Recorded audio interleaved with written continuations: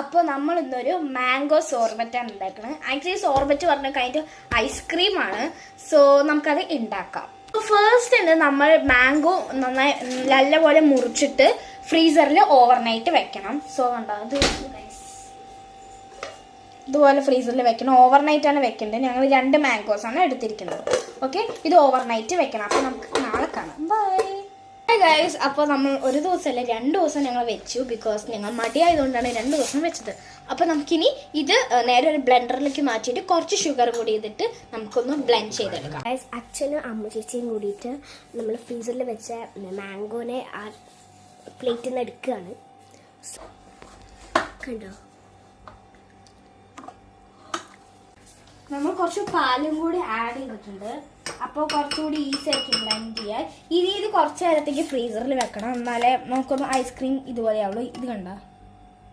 So guys, നമ്മളിത് ബൗളിലേക്ക് മാറ്റിയിട്ട് ഫ്രീസറിൽ വെച്ചിട്ടുണ്ടായിരുന്നു. അപ്പോൾ നമ്മളത് പുറത്തെടുത്തു. നമുക്ക് ടേസ്റ്റ് ചെയ്ത് നോക്കാം.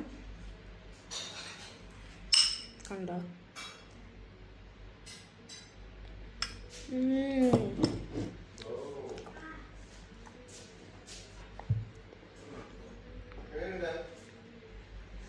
നല്ല ടേസ്റ്റ് ഉണ്ട് ഗൈസ്. നിങ്ങൾ മസ്റ്റായി ട്രൈ ചെയ്യേണ്ടതാണ്. ഇതിൽ ഒരു പ്രിസർവേറ്റീവ്സും ഉള്ള ജസ്റ്റ് മിൽക്കും ഷുഗറും മാത്രം അല്ലാണ്ട് വേറെ ഒന്നുമില്ല. മാംഗോ തന്നെയാണ് ഫുള്ളും. So bye, see you next video.